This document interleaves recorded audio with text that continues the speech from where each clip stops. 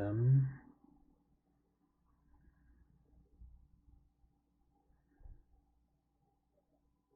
Can probably get to there and there.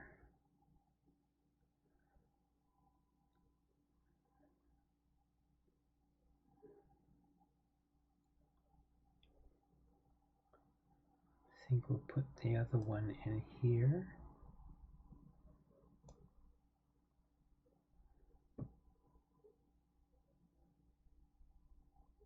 And the last one,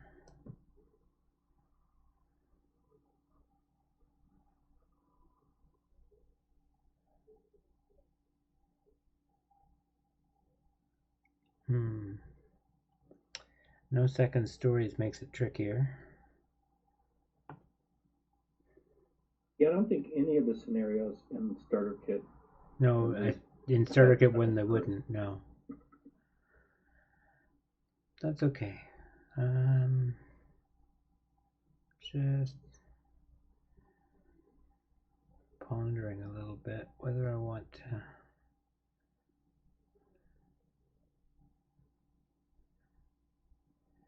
Yeah, I think I might just do that. It's a bit risky, but we'll see. I'm gonna take, this is 2 squads of, so there, and this goes on top. Oops, where'd you go? There you go. Right, so the heavy machine guns or the heavy weapons go on top of the unit that's carrying it, correct? Exactly, yep. Okay. And then I'm putting, actually I'll give that a second. Oh, that was the other question I wanted to ask. Are there any deployment rules in the early game? Like deploying for half squads?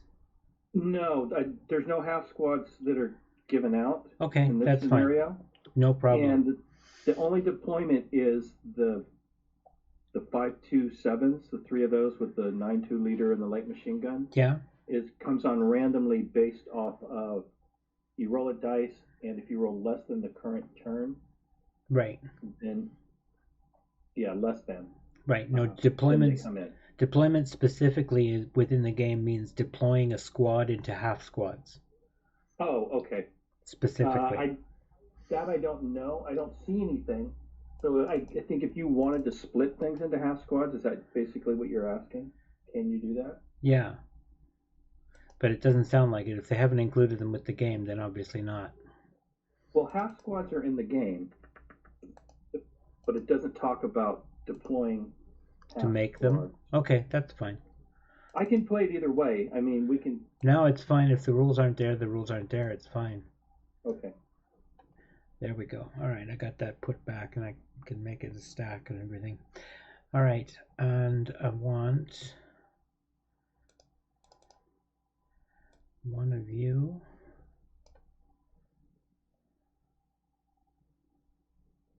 Would that be a scenario-specific rule, or is that a general rule in the rule book that applies to all scenarios? Deployment is a general rule. Okay.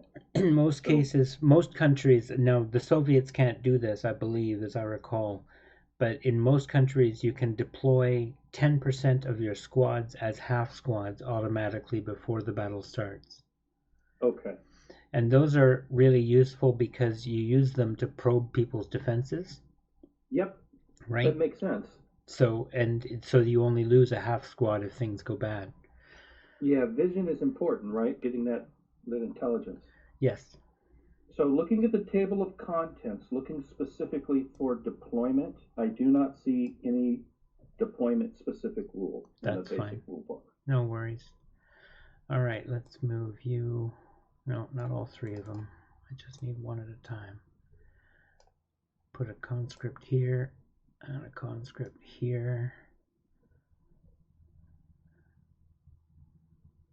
And as much as, well, let's see about it. Yeah. We'll put 2 of them there and 1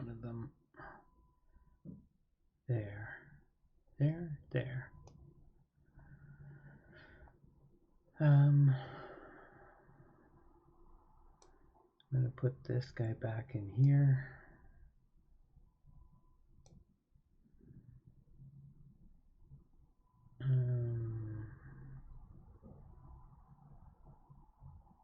This is probably a good spot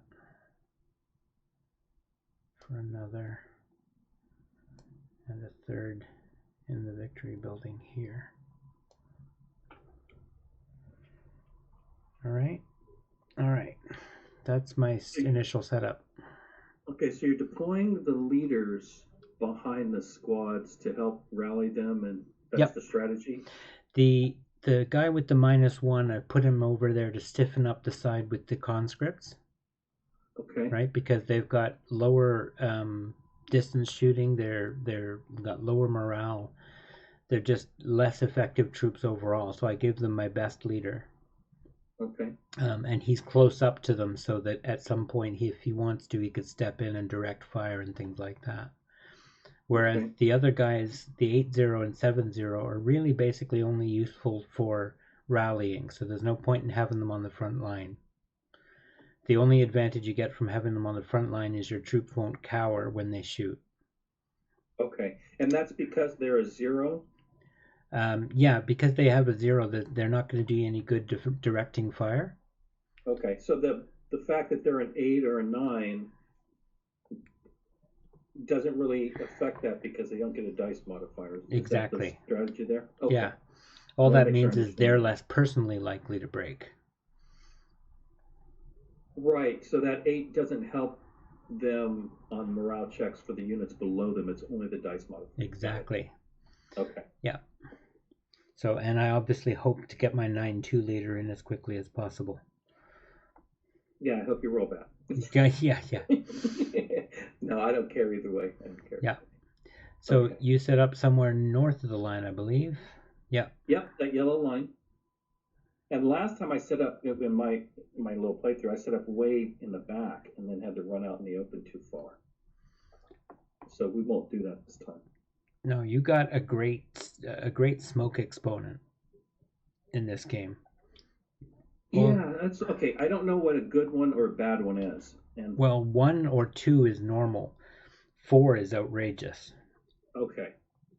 Now I can't see these counters very well on this, so I'm gonna. Well, I have the counters in front of me, so I can look at those. The leftmost stack are all 5-4-8s, and the next one in is a 5-4-8 as well. Okay, so when I'm looking at the smoke, I see them as a 2 and a 1, if I'm reading my counter correctly. So on that 5-4-8, it has a little 2 next to the 5. Is that not the smoke?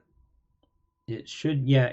But then you notice on the notes on the right side, it says per SSR1, smoke exponent of German 5-4-8 is increased from 2 to 4.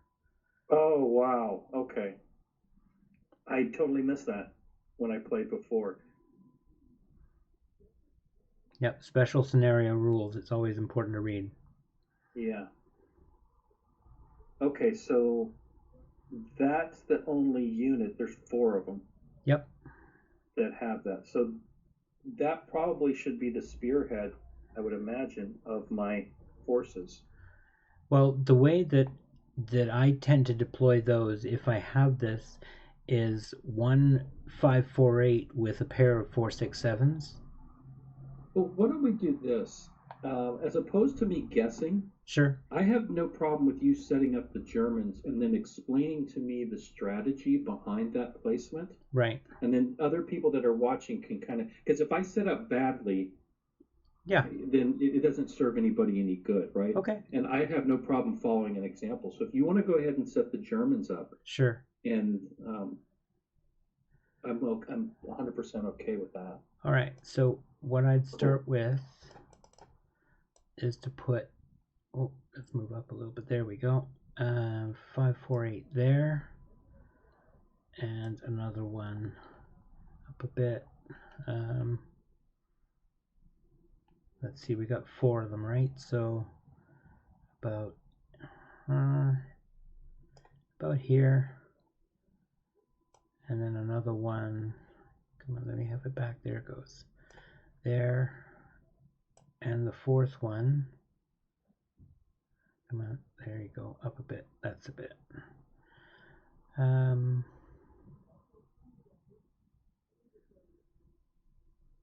hmm.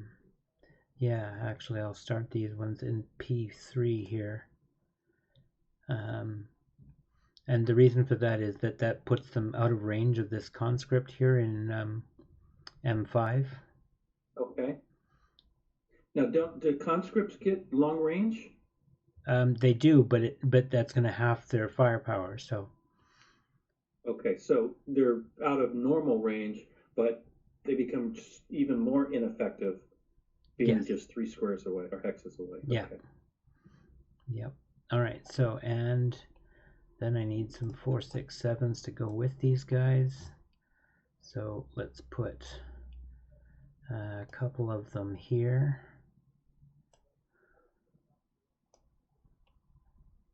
And One of the things I was doing was I was just looking at the deployment and go, oh, there's a stack of 3. I'll just keep them all together. I wasn't thinking about separating them like this. So that right. it's obvious now that I see you doing that. Um, but yeah, I was like keeping them together for no good reason. Well, this way I've got the way I've set it up is the 548 then is there to pump smoke out into the street. That's Okay. their only job for the turn. Then the 4, 6, 7s one by one can assault move into the street Okay. using their Makes sense. entire movement, and then they advance further into the close combat after that. Nice. Yeah, and that's where I was struggling was this kind of mechanic, Right. which is obviously very important in this game. Get Crossing in close and streets. Yeah, get this crossing stuff. streets is one of the things they teach you in the military is one of the hardest things to do. Oh wow. Yeah. Okay, mind blown. It makes sense. Again, you say it. It's something I never thought of. I was not in the military. My father was in the Navy, Right. so I grew up around the military and on naval bases till my like early 20s or late teens.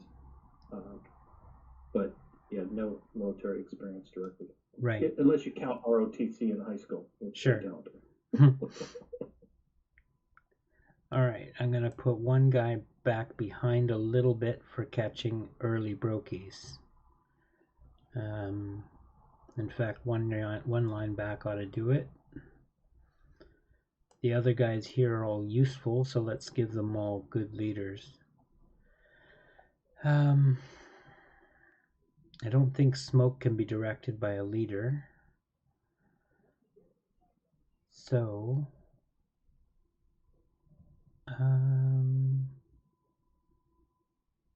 yeah, that's the most risky place. How about here? The 9-1. Come on, up you go. I want up here. With a good leader with a stack that's, well, a stack, one guy that's going to be in a place that is going to need some help. Similarly, one of these up here, maybe on this guy, the 548. No, we'll put him on the 467. So that there's. Oh, I didn't put a leader down here, did I? All right, no, that's no good then. Shall we give them the good leader? No, I want him still in the middle somewhere, so we'll give them the 8-1. I was gonna say you got that 8-1. That's pretty close. Yep. And we'll move this 9-1 down a bit to here, I think. Or you can make a, if I want to right now, I could make a fire group of that entire set, right? And lay into that Russian machine gun position. Okay. As I'm watching the setup and listening to your strategy, maybe the way we play this is if you kind of guide me through maybe both sides, Sure. so I can see how both sides work. Again, my goal is to learn the game Yeah, and get my skill set up. that's So I fine. don't have a problem with it being kind of a two-person co-op solo, Yep, if that makes sense. that's fine. Yeah, Cool. that's fine. So that's that much, and then we've got a whole bunch of stuff to distribute here. This is where things get fun. We got a flamethrower with a range of 2, but it's much Oh, that better. that looked like fun. It's much It's better got at some big 1. numbers. Um, I'm going to suggest we keep that with these guys for now. These And guys being in the middle of the table there, yeah, of the map. wherever I just put it, right beside the 9-2. G5. Yes. Okay. Yeah, it's red. Okay, I see the red on the outline. All right, and well, let's have the MMG. Where do I want the MMG? That might be a good spot. It's pretty tight.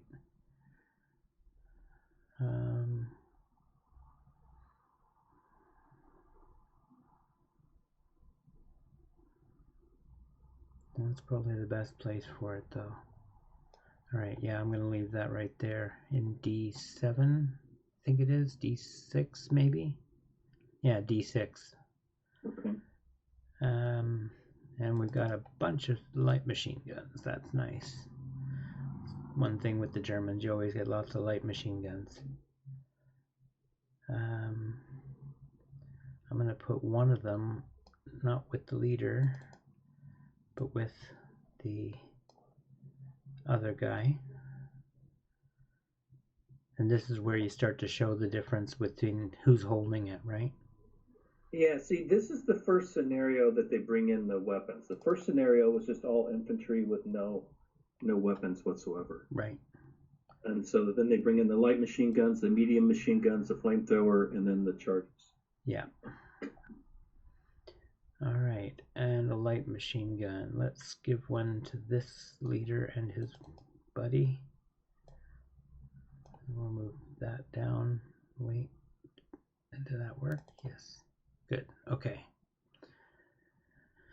And another light machine gun. I think we'll go to the last leader on the left side.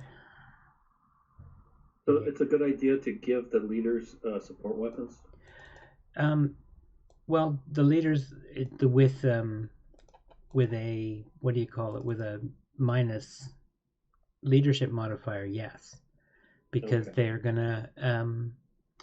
they're gonna get more effect out of that machine gun, right? And they typically have higher morale, Yeah. or good morale, so you can keep the support weapon kind of in play. Okay. Well, yeah, they help keep the other units from breaking with their leadership modifier. Plus, they can use the Right. leadership modifier to direct fire. Okay. And then it'll be good for me to see how you do fire groups, because again, I just assumed everything was stacked and I was doing that, but now seeing this kind of mixed a bit, that'll be extremely useful. Right. Awesome. You have to think about using multi-hex fire groups because you can't use leader direction on a multi-hex fire group. And I guess if you have if you're a 0 leader, then it's, Yeah, then there's no you're point. not losing anything with that. So yeah, okay. Right. As for a DC, I think I'm going to give one to this 467 up here, and another one to down this side. I'm going to put it in this stack here, but further down. There we go. That should do it, I think. So we've got in that stack on the bottom at C7, got a 467 with a demo charge, a 467 with a light machine gun, and an 8-1 leader. Okay. 8 minus 1, I should say. I mean, there is the 6 plus 1. That's nasty.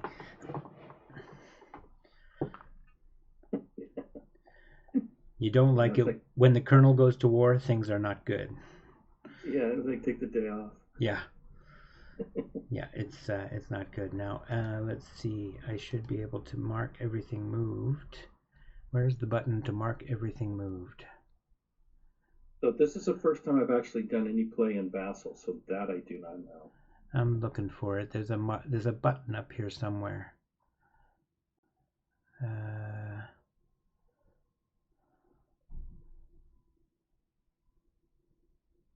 No, that's scatter. These are all ASL markers. Pin, first fire, prep fire. Move, that's it. Mark all units on move. There we go. Is that the little black? Okay, found it. Yeah. Second row, left hand side, MOV. Yep. Exactly.